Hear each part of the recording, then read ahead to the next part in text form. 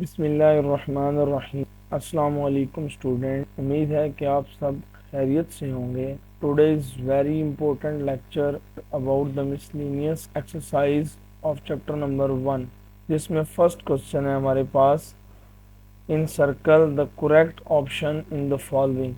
यानी MCQs type question है हमारे पास, जिनको हमने सॉल्व करके उनका बेस्ट आंसर चूज कर। फर्स्ट एमसीक्यूज है कि a multiply with b plus C minus D E. तो जैसे कि मैंने पढ़ा a मल्टीप्लाइंग, क्या आप इस ब्रैकेट को मल्टीप्लाई कर दें a के साथ तो ये बन जाएगा a multiply with b that is A B plus a multiply with c that is A C and a multiply d that is A D. और अगर हम ऑप्शन नंबर बी को देखते हैं तो वो भी कुछ ऐसा ही है, बस थोड़ी सी अरेंजमेंट की ज़रूरत है कि हम ए सी को अगर फर्स्ट में लिख लें तो अरेंजमेंट क्या बन जाएगी, A C plus A B minus A D. तो option number B is correct. Next question है हमारे पास कि A power R multiply with A power minus S divide A power S is. तो हम बेस प्रॉपर्टी यूज़ करेंगे और इसको हम सॉल्व करेंगे। अब बेस प्रॉपर्टी में ये है कि अगर सेम बेस की पावर, अब बेस प्रॉपर्टी ये है कि अगर सेम बेस मल्टीप्लाई हो रही हो तो हम उनकी पावर्स को ऐड कर लेते हैं, और अगर सेम बेस डिवाइड हो रही है तो हम उसकी पावर को माइनस कर देते हैं। तो फर्स्ट ऑफ ऑल हम डिवाइड वाली प्रॉपर्टी लगा लेंगे। तो A power R multiply with A power minus S minus, यानी कि हमने इन दो बेस को एक बार लिख दिया और इनकी पावर्स को माइनस कर दिया। तो माइनस एस, ये ऑलरेडी माइनस एस है तो माइनस एस बन जाएगा। तो ये हमारे पास आ जाएगा A power R A power minus 2s। तो यहाँ पर हम सेम बेस मल्टीप्लाई वाली प्रॉपर्टी अप्लाई कर सकते हैं कि दो सेम बेस अगर मल्टीप्लाई हो रही हो तो हम उनकी पावर्स को ऐड कर सकते हैं। लेकिन यहाँ पर ये प्रॉपर्टी लगाने से हमारे पास कोई ऑप्शन नहीं बनेगा, क्योंकि हमारे पास ये बन जाएगा A power are minus 2s। अब ए पावर आर माइनस 2s जो है इसमें से कोई ऑप्शन नहीं है, ये एक ऑप्शन है लेकिन ये भी r प्लस 2s है, हमें चाहिए r माइनस 2s। तो इसलिए आंसर तो ये है इसका, लेकिन ये ऑप्शन में मौजूद नहीं है। तो हमने अपने ऑप्शन के अकॉर्डिंग आंसर फाइंड करना है। तो हम यहाँ पर क्या करेंगे, हम inverse property of exponent apply करेंगे कि अगर हमारे पास पावर माइनस हो तो हम उसको डिनोमिनेटर में ले जाते हैं और वो पॉजिटिव हो जाती है। तो यहाँ पर हमारे पास बन जाएगा A power R divide by A power minus जाके पॉजिटिव हो जाएगा 2s। अब देखें option number D is correct. Next question number 3 है हमारे पास। क्वेश्चन नंबर 3 में हमें एक रेडिकल एक्सप्रेशन दिया हुआ है जिसमें इंडेक्स n है और रेडिकेंड ए बी है। तो हमने बताना है कि ये रेडिकल एक्सप्रेशन दिए गए ऑप्शन में किसके इक्वल है। तो ऑप्शन फाइंड आउट करने का स्टूडेंट मैं आपको एक आसान तरीका बता दूं कि अगर हम ये देखते जाएं कि कौन सा ऑप्शन नहीं हो सकता तो हमें ये फाइंड करना आसान हो जाएगा कि करेक्ट ऑप्शन कौन सा है। तो अगर हम ये देखें कि फर्स्ट हमारा जो ऑप्शन है, क्या ये इसके इक्वल हो सकता है, तो बिल्कुल नहीं। ये तभी इसके इक्वल हो सकता है if n is equal to 2। हाँ जी, अगर इंडेक्स हमारा 2 हो जाए, इंडेक्स n हमारा अगर 2 बन जाए, देन हम इसको लिख सकते हैं square root of A B. यानी अगर ये क्वेश्चन इस तरह होता कि nth root of A B is equals if n is equal to 2, then option A को हम करेक्ट कहते। अब यहाँ पर n की कोई हमें रिस्ट्रिक्शन नहीं बताई गई कि n क्या है, so option number A is incorrect. Next option number B को अगर हम देखें तो n मल्टीप्लाई ए बी, तो एज सच कोई रूल नहीं है कि हम इंडेक्स को रेडिकेंड के साथ मल्टीप्लाई करवा दें और ये रेडिकल एक्सप्रेशन इसके इक्वल हो जाए। So option B is incorrect. Next C अगर हम देखें तो ये नियर अबाउट एक्सपोनेंशियल एक्सप्रेशन है इस रेडिकल का, लेकिन स्टूडेंट ये भी करेक्ट नहीं है, क्योंकि हमने एक्सरसाइज 1.2 में रेडिकल एक्सप्रेशन को एक्सपोनेंशियल एक्सप्रेशन में कन्वर्ट करना सीखा था। अगर किसी ने मेरी वो वाली वीडियो नहीं देखी तो मैं आपको ये एडवाइस करता हूँ कि आप पहले जाके वो एक्सरसाइज 1.2 वाली मेरी वो वीडियो देखें जिसमें मैंने एक रेडिकल एक्सप्रेशन को एक्सपोनेंशियल में कन्वर्ट करना सिखाया है। तो ये आपको इजीली समझ आ जाएगा कि एक रेडिकल एक्सप्रेशन को एक्सपोनेंशियल में कैसे कन्वर्ट करते हैं। तो हम यही देख लेते हैं कि इस रेडिकल को हम एक्सपोनेंशियल में कैसे कन्वर्ट करेंगे। तो रेडिकल को एक्सपोनेंशियल में कन्वर्ट करने का क्या तरीका है कि आप जो रेडिकल का रेडिकेंड होता है अंडर द रेडिकल सिंबल जो लिखा होता है, तो इसको हम रेडिकेंड कहते हैं, और ये जो हमारे पास इस रेडिकल सिंबल के ऊपर लिखा होता है इसको हम इंडेक्स कहते हैं। तो एक्सपोनेंशियल में ए भी बन जाता है बेस, यानी कि रेडिकेंड बन जाता है बेस, और इंडेक्स जो है वो रेसिप्रोकल होकर पावर बन जाता है, यानी ये हमारे पास बन जाएगा 1/n। तो हमारे पास ऑप्शन नंबर डी जो होगा वो करेक्ट होगा। Option number D is correct. Next question number 4 है, which number is self multiplicative inverse. So first of all हम ये देखते हैं कि इनवर्स क्या होता है। इनवर्स उस नंबर को कहते हैं जो किसी गिवन नंबर के साथ मल्टीप्लाई हो और आंसर आइडेंटिटी आ जाए। कोई हमारे पास गिवन नंबर है, let A is a given number, and एक नंबर है जो कि इसके साथ मल्टीप्लाई हो रहा है और आंसर आइडेंटिटी आ रहा है। सो a - 1 is the inverse of a, क्योंकि ये नंबर इसके साथ मल्टीप्लाई हुआ तो आंसर आइडेंटिटी आ गया। यहाँ ये एक क्वेश्चन रेज होता है कि व्हाट इज आइडेंटिटी, आइडेंटिटी क्या है। And the multiplicative identity of the real number is 1 and additive identity of the real number is 0। तो इसको हम मजीद एग्जांपल से समझते हैं कि अगर हम 3 को एक ऐसे नंबर के साथ मल्टीप्लाई करवा दें कि आंसर आइडेंटिटी यानी कि मल्टीप्लिकेटिव आइडेंटिटी 1 आ जाए, तो उस नंबर को हम 3 का मल्टीप्लिकेटिव इनवर्स कहेंगे। तो ऐसा कौन सा नंबर है जिसको हम 3 से मल्टीप्लाई करवाएं तो 1 आ जाए, दैट इज 1/3। कि हम इसको अगर 3 से मल्टीप्लाई करवाएं कैंसिल आउट हो जाएगा और आंसर 1 आ जाएगा। सो 1/3 is the multiplicative inverse of 3। जी, तो स्टूडेंट हमने मल्टीप्लिकेटिव इनवर्स समझ लिया। अब हमने ये देखना है कि सेल्फ मल्टीप्लिकेटिव इनवर्स क्या होता है। यही प्रॉपर्टी अगर कोई नंबर इटसेल्फ यूज करे तो उसको हम सेल्फ मल्टीप्लिकेटिव इनवर्स कहेंगे। यानी कि अगर कोई नंबर खुद अपने साथ मल्टीप्लाई हो और आंसर आइडेंटिटी आ जाए, देन हम उस नंबर को कहेंगे कि वो सेल्फ मल्टीप्लिकेटिव इनवर्स है। तो हमारे पास ऐसा नंबर कौन सा है, 1। यानी 1 अगर हम 1 के साथ मल्टीप्लाई करें तो आंसर मल्टीप्लिकेटिव इनवर्स जो हमारे पास 1 है वही आ जाएगा। Similarly -1 is also self multiplicative inverse because -1 multiply with -1, तो आंसर इज 1। तो हमने देखा कि 1 और -1 दोनों को अगर हम उन्हीं के साथ मल्टीप्लाई करवा दें तो हमारे पास आंसर मल्टीप्लिकेटिव इनवर्स 1 आता है। तो ऑप्शन में हमारे पास -1 है, तो लिहाजा option C is correct. Next question number 5 है, if a is greater than 0 then square root of a is. तो स्टूडेंट आप जानते हैं कि अगर स्क्वायर रूट कोई पॉजिटिव नंबर हो तो हम उसका आंसर एक पॉजिटिव नंबर ही देते हैं, लेकिन अगर एक स्क्वायर रूट नेगेटिव हो तो हम उसका आंसर कॉम्प्लेक्स नंबर देते हैं। तो यहाँ पर जैसे कि a को कहा गया है कि greater than 0, it's mean a is positive, then answer of square root is real होगा। So option A is correct. Next question number 5 है हमारे पास कि if a plus B is equal to a, what is the value of b। तो अब यहाँ से हम सिंपली एक कैलकुलेशन करेंगे और b की वैल्यू फाइंड आउट कर लेंगे कि a plus B is equal to a, then b is equal to a minus a, that is 0। So option D is correct. Next हमारे पास क्वेश्चन नंबर 7 है कि if a multiply b is equal to 1, what is the value of b। तो यहाँ पर भी हम एक सिंपल कैलकुलेशन करेंगे कि a multiply b is equal to 1, तो हमें b की वैल्यू चाहिए, तो हम a को राइट हैंड साइड पे ले जाएंगे।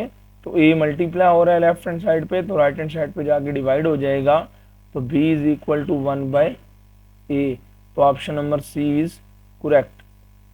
सो नेक्स्ट क्वेश्चन नंबर 8 है, according to the reflexive property y square minus 17 is equal to. जी तो स्टूडेंट रिफ्लेक्सिव प्रॉपर्टी क्या है कि if a belong to real number for all a is equal to a, this is called reflexive property. तो अब यहाँ पर हम देख सकते हैं कि हमारे पास क्वेश्चन है कि Y square minus 17 is equal to, तो best answer is Y square minus 17 is equal to Y square minus 17। So option number C is correct. Next हमारे पास क्वेश्चन नंबर 9 है, if a multiply b is equal to a, what is the value of b। तो यहाँ पर भी हम simple calculation करेंगे कि a multiply with b is equal to a, तो हमने b की वैल्यू फाइंड करनी है। तो a मल्टीप्लाई हो रहा है b के साथ, तो उस साइड पे जाके डिवाइड हो जाएगा, then b is equal to a divide by a, so answer is 1। So option a is correct. Next question number 10 है हमारे पास, if a multiply b is equal to 1, what is b called. यानी हमारे पास अगर a multiply b is equal to 1 है तो b को क्या कहा जाता है। तो अगर आप क्वेश्चन नंबर 4 को दोबारा से एक बार समझ लें तो आपको ये क्वेश्चन भी इजीली समझ आ जाएगा कि अगर कोई दो नंबर मल्टीप्लाई हों और आंसर मल्टीप्लिकेटिव आइडेंटिटी आ जाए, then the second number is called multiplicative inverse. तो अब यहाँ पर b is the multiplicative inverse of a, so option number a is correct. जी तो स्टूडेंट यहाँ पर हम क्वेश्चन नंबर 4 की तरह सेल्फ मल्टीप्लिकेटिव इनवर्स को सिलेक्ट नहीं करेंगे, क्योंकि यहाँ अगर a मल्टीप्लाई a होता या b मल्टीप्लाई b होता, then b is called self multiplicative inverse होता, बिकॉज सेल्फ मल्टीप्लिकेटिव इनवर्स के लिए जो दो नंबर मल्टीप्लाई हो रहे हैं उनका सेम होना जरूरी है। ठीक है, तो यहाँ पर हमारे पास option number A is correct होगा कि b is the multiplicative inverse of a, because b with multiply a and answer is 1. 1 is multiplicative identity of the real number, so b is multiplicative inverse of a. So next question number 11 है हमारे पास, commutative property does not hold with respect to। commutative property जो है वो किस binary operation के तहत hold नहीं करती। यानी जो हम अपनी प्रॉपर्टीज में साइन का इस्तेमाल करते हैं उनको कहा जाता है बाइनरी ऑपरेशन। यानी आपने यही देखी होंगी दो प्रॉपर्टी कि a multiply b is equal to b multiply a and a plus b is equal to b plus a, that is commutative property. हमने दो ही सिंबल पढ़े हैं, मल्टीप्लाई और एडिशन का। So commutative property does not hold with respect to subtraction, so option number C is correct. तो student इस MCQs को गौर से पढ़ें, इसमें ये कहा गया है डज नॉट होल्ड, इसमें ये नहीं कहा कि commutative property hold with respect to. अगर वो कहते हैं hold with respect to, then option number D both A and B correct होता, लेकिन उसने कहा है does not hold, then option number C is subtraction is correct. Next question number 2 है हमारे पास, represent each number on the number line. जी तो स्टूडेंट ये क्वेश्चन भी हम एक्सरसाइज 1.1 में एक्सप्लेन से पढ़ चुके हैं। मैं आपको यही एडवाइस करूंगा कि आप मेरी वो वाली वीडियो जाके देखें ताकि आपको मजीद समझ आए। क्वेश्चन नंबर 1 है कि -5 इंटू 1/5, तो this is a compound fraction. तो हम फर्स्ट ऑफ ऑल इसको सिंपल फ्रैक्शन में कन्वर्ट करेंगे, तो ये हमारे पास बन जाएगा 5 5 25 and 25 plus 1 is 26, that is -26 divide by 5। इसको हम कैलकुलेटर पे डिवाइड कर लेंगे तो ये हमारे पास बन जाएगा -5.2। जी तो स्टूडेंट हमने यहाँ पर शो करना है कि -5.2 नंबर लाइन पर किस जगह पर लाई करता है, क्योंकि हमारे पास गिवन नंबर इज नेगेटिव। तो हम ये जानते हैं कि नेगेटिव नंबर जितना बड़ा होता है वो अपनी प्रीवियस वैल्यू से लेस होता है। सो -5.2 is less than 5 but greater than -6, so -5.2 is lies between -6 and -5. हम ऐसे एक एरो बनाएंगे और यहाँ पर लिख देंगे -5 इंटू 1 डिवाइड बाय 5। तो यहाँ पर एक स्टेटमेंट भी हम लिखते हैं कि -5 into 1 divide bye 5 lies between -6 and -5। Next question number 2 है हमारे पास 17 डिवाइड बाय 3। इसको भी हम कैलकुलेटर से सिंप्लीफाई कर लेंगे और ये हमारे पास बनेगा 5.666 up to so on. This is a recurring fraction, तो इसको हम रीराइट कर लेते हैं 5.67। जी, तो स्टूडेंट इसको हम नंबर लाइन पर कैसे शो करेंगे? 5.67 is a positive number, so is greater then 5 but less than 6, so the 17 divided by 3 lies between 5 and 6। तो हम एक स्टेटमेंट लिख देंगे कि 17 divided by 3 lies between 5 and 6। Next हमारे पास क्वेश्चन नंबर 3 है -2 less than x and x less than 4। Next हमारे पास क्वेश्चन नंबर 3 है जो कि एक इनइक्वालिटी है। बेसिकली इनइक्वालिटी एक सेट ऑफ नंबर है, इसमें जो x दिया गया है ये x बेसिकली एक सेट ऑफ नंबर है जो कि ग्रेटर देन -2 है बट लेस देन 4 है। तो हमारे पास सेट ऑफ नंबर्स कौन से बनेंगे? -1 0 1 2 3, बिकॉज -2 एंड 4 इज एक्सक्लूडेड। तो हम एक्सरसाइज 1.1 में इन क्वेश्चन को भी एक्सप्लेन से कर चुके हैं कि जो नंबर एक्सक्लूडेड होता था उसको हम एक सर्कल से शो करते थे और जो नंबर इंक्लूडेड होता था उसको हम डॉट से शो करते थे।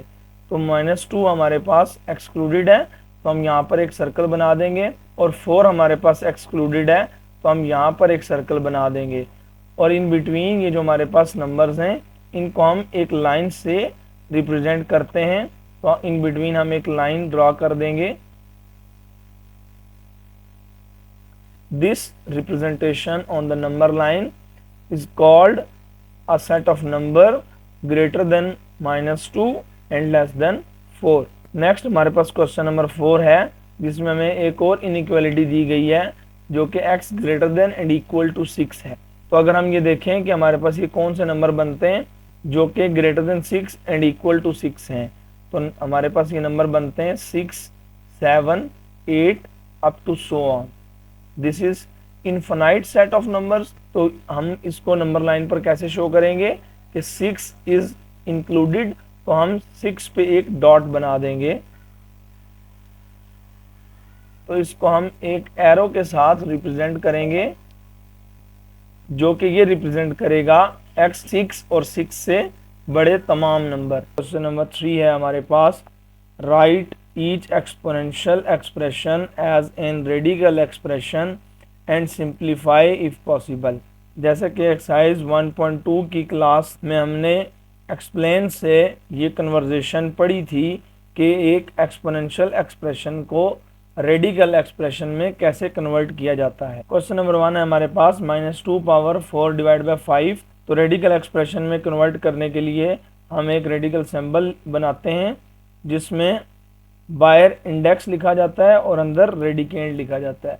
तो किसी भी एक्सपोनेंशियल को हम रेडिकल एक्सप्रेशन में जब हम कन्वर्ट करते हैं तो हम इस एक्सपोनेंशियल की बेस को रेडिकेंड बना लेते हैं और इस एक्सपोनेंशियल की पावर में जो फ्रैक्शन हमें दी होती है उसका नोमिनेटर हम रेडिकेंड की पावर बना देते हैं और उसका जो डिनोमिनेटर है उसको इंडेक्स बना देते हैं। तो इस तरह एक एक्सपोनेंशियल एक्सप्रेशन रेडिकल एक्सप्रेशन में कन्वर्ट हो जाता है। इसको हम इस तरह भी समझ सकते हैं कि जैसे ये डिनोमिनेटर में 5 लिखा हुआ है, सो दैट्स मीन ये एक्सपोनेंशियल एक्सप्रेशन 5th रूट में कन्वर्ट होगी, और ये जो 4 है ये बेसिकली -2 की पावर 4 है।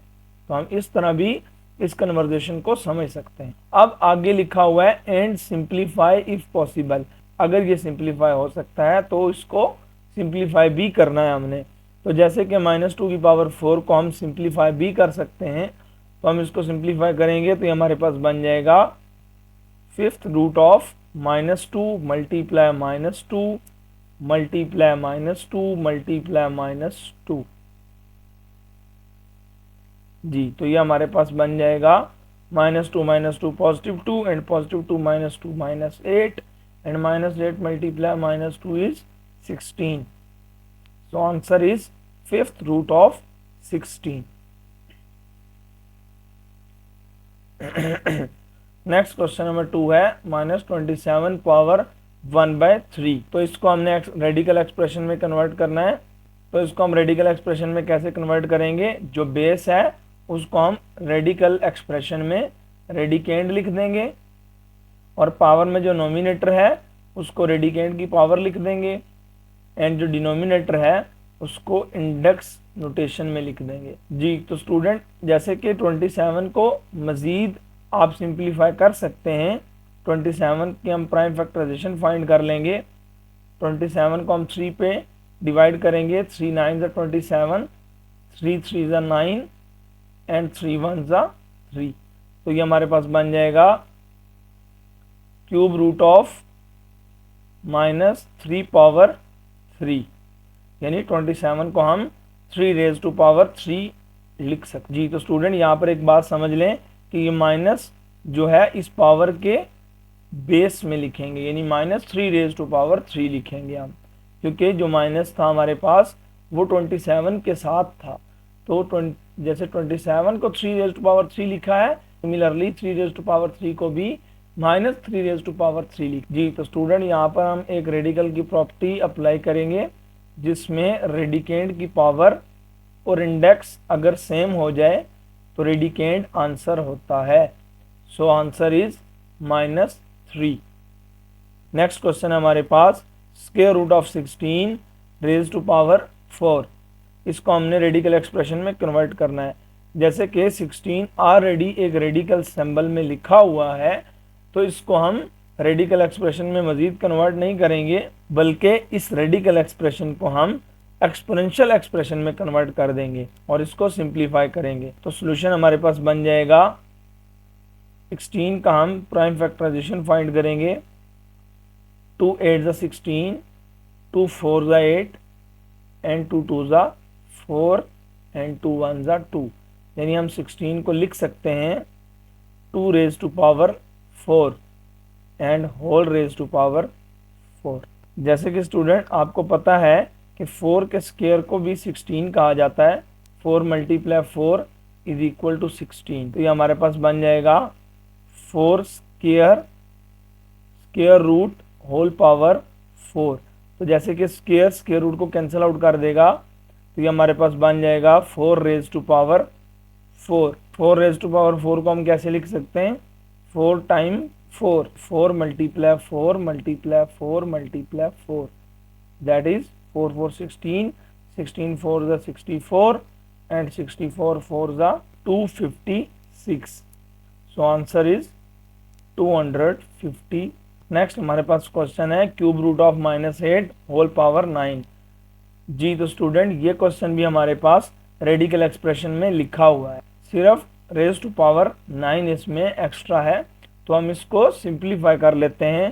तो सिंप्लीफाई करने के लिए मैं -8 की प्राइम फैक्टराइजेशन फाइंड कर लूँगा। 8 की प्राइम फैक्टराइजेशन फाइंड करेंगे तो ये हमारे पास बन जाएगा 2 4 ज़ा 8, 2 2 ज़ा 4 एंड 2 1 ज़ा 2। तो हमारे पास बन जाएगा -2 रेज टू पावर 3 और ये क्यूब रूट था होल पावर 9। नेक्स्ट यहाँ पर हम रेडिकल की प्रॉपर्टी अप्लाई करेंगे कि रेडिकल में अगर रेडिकेंड की पावर और इंडेक्स सेम हो जाए तो रेडिकेंड आंसर होगा। तो यहाँ पर हमारे पास आएगा -2 रेज टू पावर 9। अब यहाँ पर -9 and 2 raise to power 9 separate भी किया जा सकता है according to the exponent law. जी तो स्टूडेंट जैसे कि हमें पता है कि माइनस पावर अगर हमारे पास ऑड आ जाए तो हम उसको माइनस लिख देते हैं, और अगर हम माइनस पावर हमारे पास इवन आ जाए तो हम उसको पॉजिटिव लिख देते हैं। तो यहाँ पर माइनस पावर ऑड है तो हम इसको नेगेटिव लिख देंगे, और 2 रेज टू पावर 9 हम कैलकुलेटर पर भी फाइंड कर सकते हैं, और 2 को 9 टाइम्स मल्टीप्लाई करवा कर भी हम फाइंड कर सकते हैं, जो कि हमारे पास बनेगा 512। That is answer. नेक्स्ट हमारे पास क्वेश्चन नंबर 3 है x raise to power -2 whole power 3 multiply with x power 0 whole power 5। तो यहाँ पर हम पहले पावर ला लगाएंगे और इन पावर्स को आपस में मल्टीप्लाई करवा देंगे, जो कि हमारे पास बन जाएगा x power -6 multiply with x power 0। 3 multiply हो जाएगा -2 के साथ -6 एंड 5 मल्टीप्लाई हो जाएगा 0 के साथ, आंसर है 0। अब यहाँ पर हम same base product law apply करेंगे, जो कि हमारे पास है कि अगर सेम बेस मल्टीप्लाई हो रही हैं तो हम उनकी पावर्स को प्लस कर देते जी। तो स्टूडेंट यहाँ पर हमारे पास बन जाएगा x raise to power -6 plus 0, so answer is x raise to power -6। Power negative नहीं होनी चाहिए, तो हमारे पास आंसर आ जाएगा 1 divide by x raise to power 6। Question number 4 है, use the property of the exponent to simplify each of the following. Exponent की प्रॉपर्टीज को इस्तेमाल करते हुए हमने गिवन क्वेश्चंस को सॉल्व करना है। तो फर्स्ट पार्ट है हमारे पास -2 raise to power 3 multiply with -2 raise to power -4 multiply with -2 divide by -2 raise to power -3। यहाँ पर एक आसानी वाली बात यह है कि हमारी तमाम बेस सेम हैं, तो सॉल्यूशन क्या बन जाएगा, हम सेम बेस प्रॉपर्टी अप्लाई कर देंगे कि अगर सेम बेस मल्टीप्लाई हो रही हैं तो हम इनकी पावर्स को ऐड कर लेंगे, और सेम बेस अगर हमारे पास डिवाइड हो रही हैं तो हम उनकी पावर्स को माइनस कर लेंगे। फर्स्ट ऑफ ऑल हम नॉमिनेटर में ये first property of product exponent law apply करेंगे, तो हमारे पास नॉमिनेटर बन जाएगा -2 raise to power 3 plus -4 plus 1 divide by -2 raise to power -3 जी। तो स्टूडेंट नेक्स्ट हमारे पास क्या बन जाएगा, -2 raise to power 3 -4 plus 1 divide by -2 raise to power -3। इस फ्रैक्शन को हम डिवाइड फॉर्म में लिख सकते हैं। नेक्स्ट हम डिवाइड वाली प्रॉपर्टी अप्लाई करेंगे, तो ये हमारे पास बन जाएगा -2 raise to power 3 -4 plus 1 minus into -3, यानी हमारे पास सेम बेस डिवाइड हो रही है तो हम उनकी जो पावर्स हैं इनको आपस में माइनस कर देंगे। तो ये ऑलरेडी माइनस है इसलिए मैंने इसको ब्रैकेट में लिख दिया। तो नेक्स्ट हमारे पास बन जाएगा -2 raise to power 3 -4 plus 1 plus 3। तो फाइनली पावर्स को कैलकुलेटर से सॉल्व कर लें, तो ये हमारे पास बन जाएगा -2 raise to power 3 and 3 6 6 -4 is 2 2 plus 1 and -2 raise to power 3 है, तो हम फिर से सेपरेट कर देंगे इसको, minus power 3 multiply with 2 power 3। अब माइनस पावर ऑड है तो इसको हम लिख देंगे minus, and 2 power 3 is 8, answer is -8। Next part number 2 में भी हम एक्सपोनेंट लॉ और प्रोडक्ट लॉ अप्लाई करेंगे, और हमारे पास ये बन जाएगा सेम बेस, पावर को हम ऐड कर लेंगे एंड इसको डिवाइड फॉर्म में लिख देंगे, multiply with 3 raise to power 1 plus 3 divide by 2, और इस फ्रैक्शन को भी हम डिवाइड फॉर्म में लिख लेंगे 3 रेज टू पावर -1/2 जी। तो स्टूडेंट ये स्टेप हमने कैसे किया, नोमिनेटर में सेम बेस मल्टीप्लाई हो रही है तो हम इसकी पावर को ऐड कर लेंगे, और जो डिनोमिनेटर में ये 2 पावर 1/2 डिवाइड हो रहा है इसको हम डिवाइड फॉर्म में इस तरह करके लिख लेंगे, फ्रैक्शन फॉर्म में नहीं लिखेंगे, ताकि हम इजीली एक्सपोनेंट लॉ लगा सकें। नेक्स्ट हमारे पास है 3 multiply with 3 power 3/2, same base है तो इसकी पावर्स को हम ऐड कर लेंगे। यहाँ पर पावर नहीं लिखी हुई तो इट्स मीन यहाँ पर पावर 1 है, तो 1 प्लस 3 डिवाइड बाई 2। तो हम इन फ्रैक्शन वाली पावर्स को कैसे ऐड करते हैं, बाय एलसीएम। तो यहाँ पर हमें एलसीएम लेने की जरूरत नहीं है, क्योंकि हम देख सकते हैं कि इस साइड पे जो हमारे पास डिवाइड 2 रेज टू पावर 1/2 है, तो अगर हम इस पे एक्सपोनेंट लॉ लगा दें तो ये हमारे पास बन जाएगा 2 raise to power 1/2 plus 3 divide by 4 minus 1/2 जी। तो स्टूडेंट बाकी हम एज इट इज़ लिख देंगे, यहाँ पर भी हम एक्सपोनेंट लॉ लगवा देंगे, माइनस इंटू माइनस 1/2 जी। तो स्टूडेंट इस स्टेप में हमने एक्सपोनेंट लॉ लगाया है, इस सेम बेस अगर डिवाइड हो रही हैं तो उनकी पावर को हम माइनस करवा देंगे। ये ऑलरेडी माइनस है इसलिए मैंने इसको ब्रैकेट में लिख लिया। तो अब यहाँ पर हम देख सकते हैं कि 1/2 से कैंसिल हो जाएगा, तो हमारे पास यहाँ पर बन जाएगा 2⁻³ और यहाँ पर हमारे पास बन जाएगा 3⁻1 + 3/2 + 1/2। जी, तो फ्रैक्शन को हम ऐड कैसे करते हैं? Bye LCM method. तो हम एलसीएम कैसे ले लेंगे? ये 1 है हमारे पास, ये 2 है और ये 2 है, इसका एलसीएम आ जाएगा 2। तो 2 1s are 2, अब 2 1s are 2 and 1 × 3 is 3 and 2 1s are 2 और 1 × 1 is 1।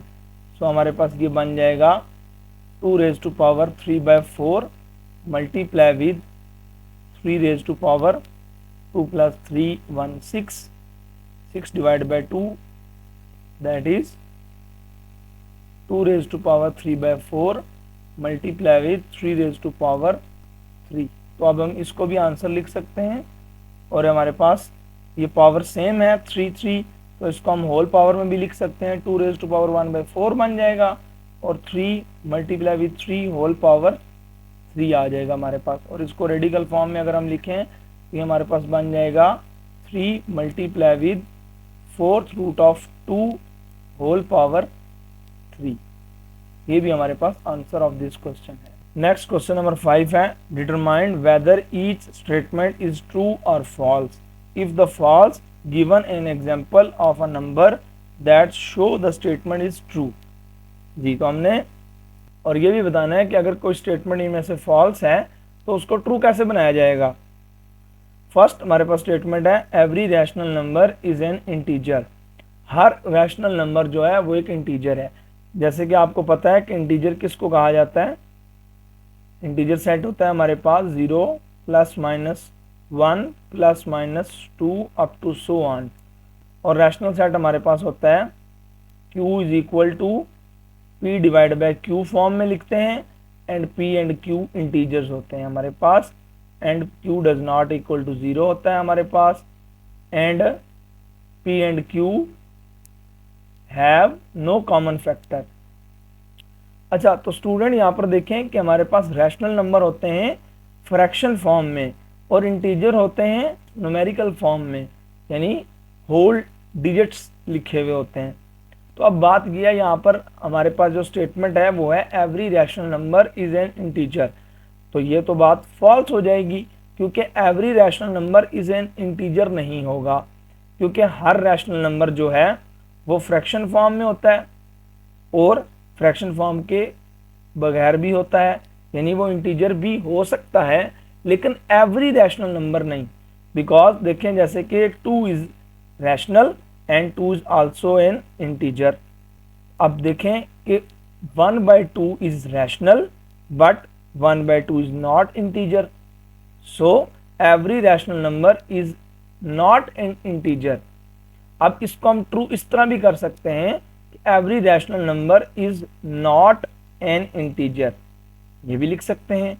और ये भी हम लिख सकते हैं every rational number is a real number. हर रैशनल नंबर रियल नंबर होता है, इस तरह भी हम इसको करके ट्रू कर सकते हैं।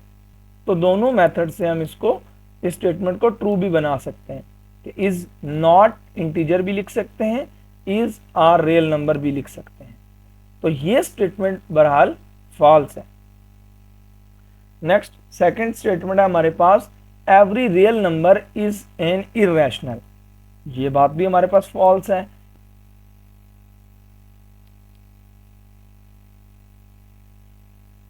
क्योंकि हम बखूबी जानते हैं कि अ real number is the union of rational and irrational. तो अब यहाँ पर तो हमारे पास ये दिया गया है कि every real number is an irrational. सिर्फ यही बताया गया है कि हर रियल नंबर एक इररेशनल होता है। ये बात तो गलत है। ये बात इस तरह ट्रू हो सकती है कि every irrational number is a real. जी, यानी अगर इसका इनवर्स देखें तो वो ट्रू बन जाएगा कि every irrational number is a real number, but this statement is false. अब इसको ट्रू बनाना है तो हम इस तरह लिख सकते हैं कि every real number is a complex number.